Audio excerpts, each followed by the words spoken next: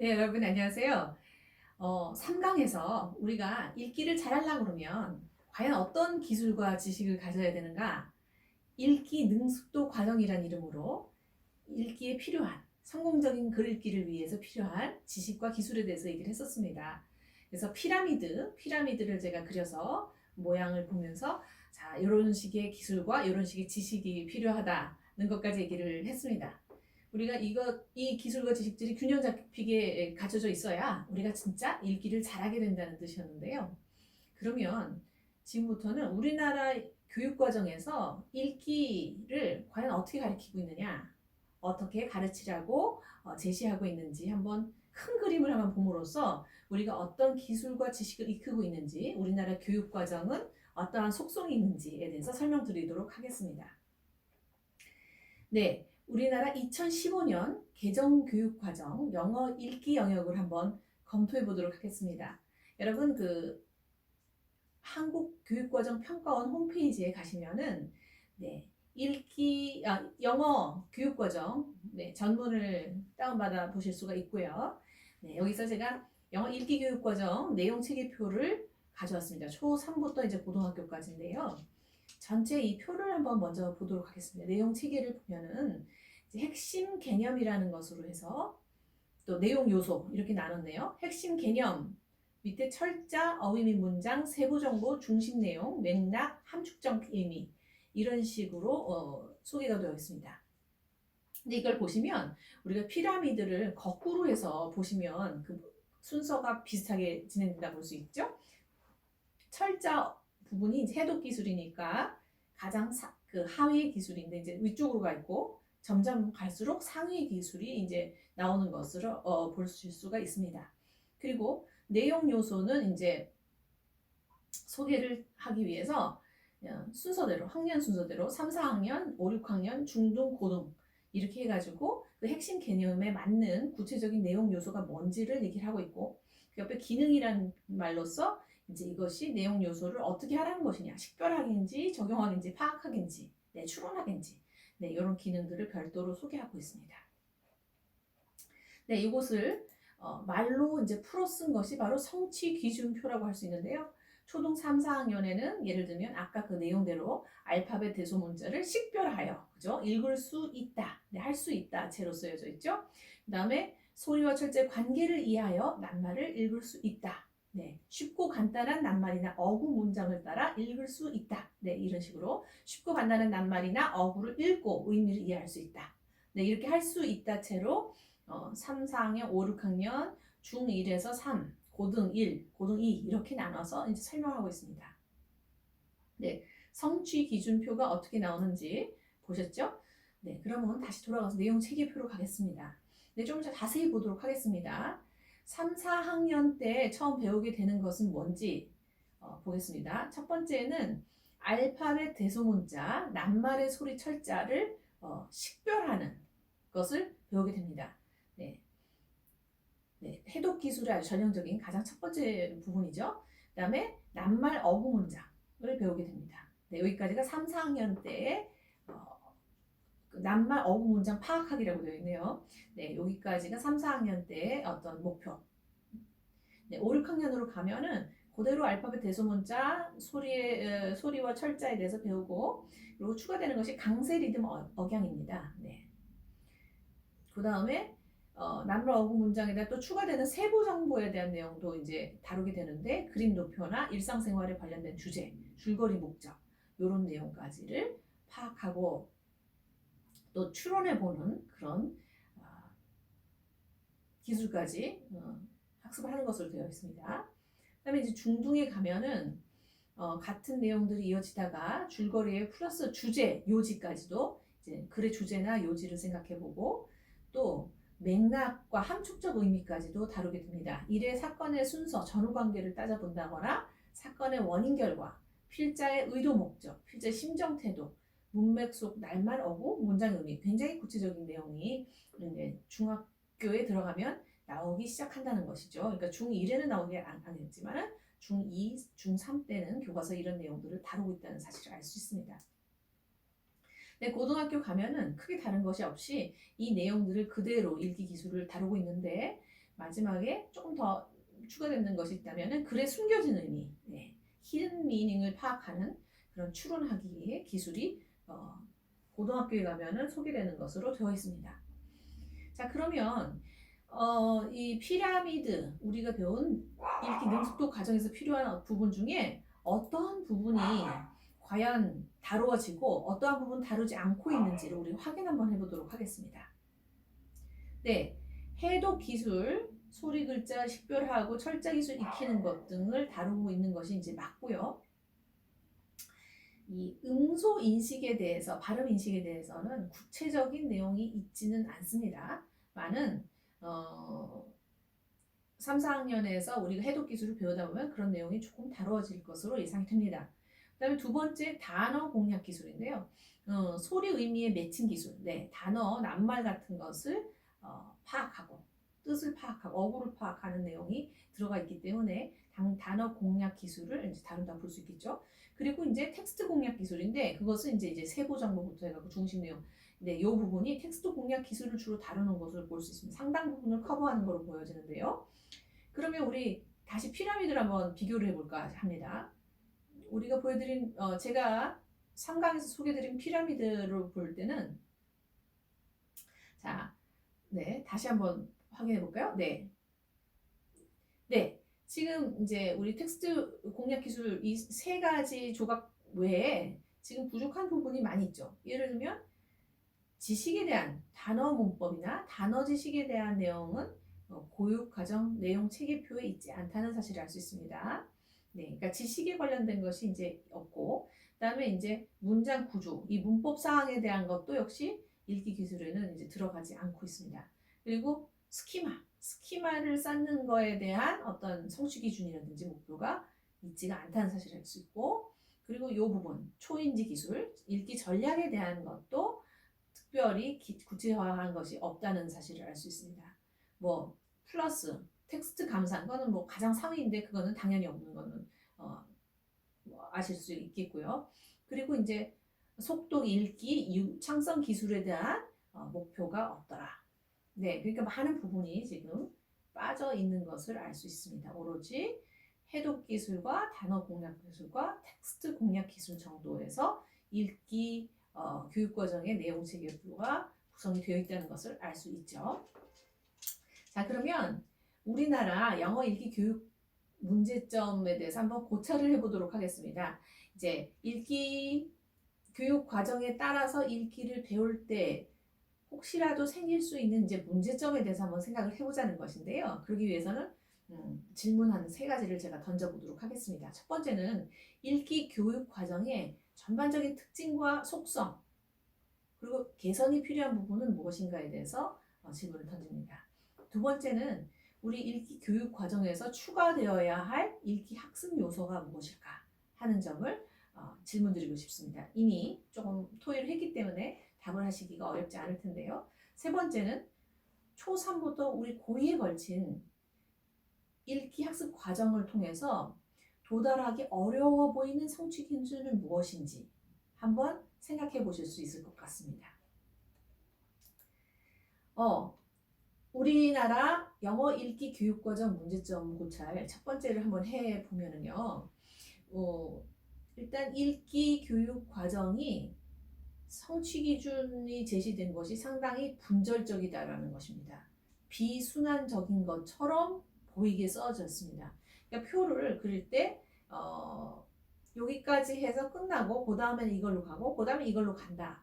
어떤 그런 느낌을 주는 거죠. 표 안에 예를 들면 3, 4학년과 5, 6학년까지는 해독 기술이 있는데 그 이후에는 해독 기술에 대한 성취 기준이 없습니다. 그러면은 쭉 이어서 계속 이 해독 기술을 익혀 나가야 됨에도 불구하고 이것은 이제 완료가 되고 그 이후에는 다 완료된 것을 알고 하지 않아도 좋다라는 암묵적인 착각을 이제 일으키게 할 수가 있기 때문에 실제로 이제 교과서를 쓸 때에도 해독 기술을 중학교나 고등학교에 가서 다루는 일은 없겠죠. 네, 그래서 좀 분절적이고 비순환적인 것처럼 보인다. 네, 기술의 문제일 수도 있고 실제로 그것이 속성일 수도 있을 것 같습니다. 두 번째, 우리나라 교육과정은 할 수 있다라고 성취 기준, 그야말로 이제 여기까지 할 수 있다 목표를 향해서 가는 구체적인 성취 기준이 있습니다.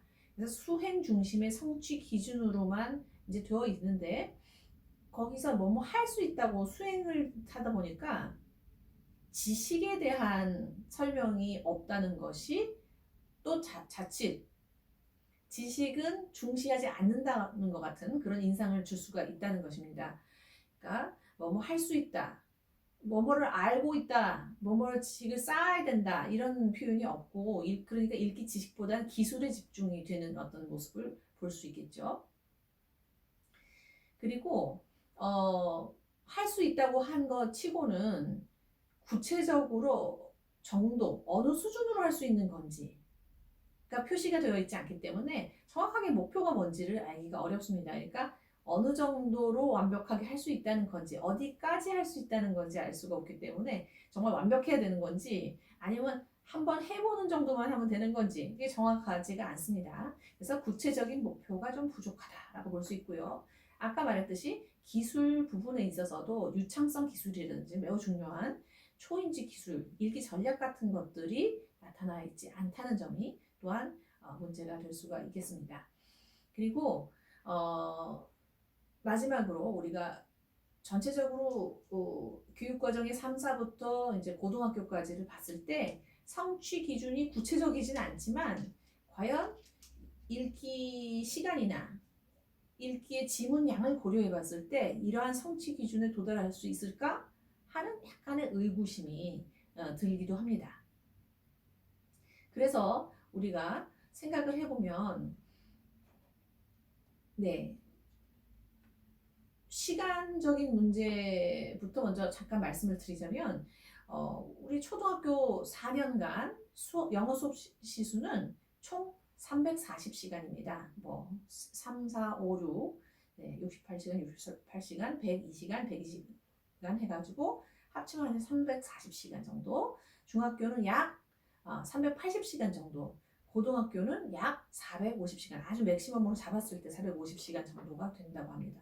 근데 그렇게 치면은 다 합해보면은 맥스 1170시간 정도가 나옵니다.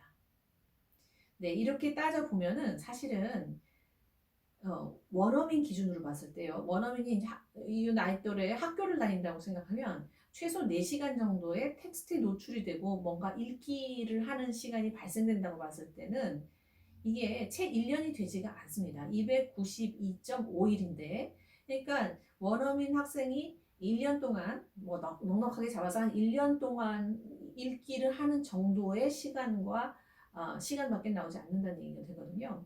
분량은 뭐 말도 할 거 없고요. 그렇기 때문에 굉장히 적은 시간을 우리가 투자해서 대학 능력 수준의 읽기를 하려고 한다는 것, 아카데믹 리딩을 하려고 한다는 것은 다소 무리스럽지 않나 하는 생각을 할 수가 있습니다. 네. 네, 이러한 점에서 세 번째, 아까 말씀드렸던 세 번째 문제를 한번 생각해 볼까 합니다. 세 번째 문제는 뭐였냐면은 초3부터 고2까지 시간이 일단 없어서 우리가 참 도달하기 어려운 성취 기준이 세워졌다고 볼 수 있는데, 그럼 구체적으로 어떤 부분에서 성취를 하기가 어려우냐? 이거 한번 생각해 볼 필요 있겠는데요. 그것을 소개한 논문들이 몇 개 있어서 제가 말씀을 드리도록 하겠습니다. 가장 따끈따끈한 논문, 김소영 박사님 2021년도에 나온 논문인데요. 초등학생을 위한 웹 기반 영어 초기 문해력 검사 도구 개발 및 적용이라는 제목의 논문을 보면은 서울 소재 공립초등학교 4에서 6학년 389명을 대상으로 조사한 결과 성취 기준의 3, 4학년 성취 기준의 와 이제 5, 6학년 성취 기준, 초등학교 때 이제 읽기 교육 과정에서 성취해야 될 부분에 대해서 얼마나 도달했는가를 이제 검사 도구를 만들어서 조사를 해봤더니 굉장히 놀라운 결과가 나와 있습니다. 대소문자, 알파벳 대소문자를 익히는 발화 적용 기능에 있어서의 성취 기준 도달 여부는 4, 5, 6학년을 지금 그래프에 막대기로 표시한 거잖아요. 근데 발화적용 기능에 대해서 학생들의 도달 수준이 엄청나게 낮습니다. 그러니까 원래 도달을 했다 그러면 100% 도달을 말하는 건데요. 자음의 경우에, 기초 1의 경우에 한 20% 정도밖에 도달을 못했고, 그리고 자모, consonant vowel, 그 자모에 있어서 도달 수준이 한 30%도 채 되지 않는다는 걸 알 수 있습니다. 그만큼 대소문자 식별 잘 못한다는 얘기고요. 그것은 6학년도 다르지가 않습니다. 그러니까 4학년부터 5학년, 6학년이 전부 고르게 도달을 못하고 있다는 것을 알 수 있고요. 식별 파악 기능을 다시 또 봤을 때 역시 마찬가지입니다. 발화 적용보다는 나은데, 그러니까 발음보다는 이제 식별 수준은 더 높긴 한데 그래도 여전히 50%가 못 미친다든지 아니면은 내용에 따라서는 음소의 식별에 있어서는 70% 정도 도달. 그리고 자모를 식별하는 것도 50%, 60% 정도. 그리고 그 외에 나머지 어휘라든지 이런 것도 그냥 70%, 조금 넘으면 80%까지 도달을 하는 것을 볼 수 있지, 할 수 있다는 수준, 그러니까 100%에 도달을 하지 못하고 있다는 사실을 알 수 있었습니다. 약간 충격적인 결과였는데요. 이 자세한 내용은 다음 시간에 제가 소개를 드리기로 하고요. 그리고 또 하나의 논문을 보면은 신충성 2015년에 고등학교를 조사한 건데 읽기 수업 실태 조사를 해보니까 수업 시간에 역시 이 교과서에 따라서 이제 수업을 한 결과 유창성 기술 그리고 내용 중심으로 되어 있는 의미 초점 기술에 대해서는 별로 많이 다루지 않는다. 네, 의미 초점 산출 부분도 많이 다루지 않는다는 사실을 이제 보여주는 그 그래프를 제가 가져와 봤습니다. 이것도 자세한 내용은 사실 4강에서 다룬 바 있어서 넘어가도록 하겠습니다. 네, 지금까지 우리나라 영어 교육 과정에서 읽기 영역 부분에 대해서 한번 검토를 해봤습니다. 특히 읽기 능숙도 과정이라는 피라미드를 통해서 우리가 읽기 지식과 읽기 기술을 이제 배웠는데 그 관점에서 봤을 때 우리나라 영어 교육 과정에서 읽기 영역이 과연 어느 수준으로 제시하고 있는지, 어떠한 위치에 있는지, 어떠한 속성을 가지고 있는지를 확인할 수 있었습니다. 기간도 짧고 초3부터 고2라고 하지만서도 시수나 모든 것을 비춰봤을 때 우리가 영어를 정말 읽기를 완벽하게 할 수 있을 것이라고 믿기도 어렵지만 어떤 부분에서 이제 부족할 것인가, 또 이 시수가 이렇게 부족할 때 과연 우리가 어떻게 해야 되는 것인가에 대한 이제 고민을 해봐야 되겠는데요. 읽기량을 일단 시수를 대폭 늘릴 수가 없을 때는 읽기량을 조금 늘리는 방법이 있을 수가 있고, 그죠? 성취 기준을 하향 조정을 해볼 수가 있을 것 같습니다. 그리고 또한 우리가 이제 반드시 다뤄줘야 되는 읽기 지식, 네, 지식에 대해서는 많이 말씀을 드렸고요. 또 읽기 기술에서 우리가 교육 과정에서 제시되어 있지 않은 부분, 특히 유창성 기술이라든지 읽기 전략 부분, 이런 부분에 대해서 교사들이 인지하고 있어야, 그러니까 교육 과정에서 잘 다루지 않기 때문에 교과서에서 빠졌을 가능성이 있다라는 사실을 알고 있어야 수업 시간에 비록 교과서에는 나와 있지 않지만 그것을 수업에 반영시켜서 골고루 균형 잡힌 읽기 능력을 향상시킬 수가 있다는 생각인 거죠. 그래서 우리가 교육 과정을 통해서 만들어진 교과서의 속성을 잘 알아두고 거기에 맞춰서 부족한 점을 더 채우는 수업을 하기 위해서는 이번 강좌가 굉장히 중요하다고 생각이 듭니다. 네, 이상으로서 이번 강의를 마치도록 하겠습니다. 감사합니다.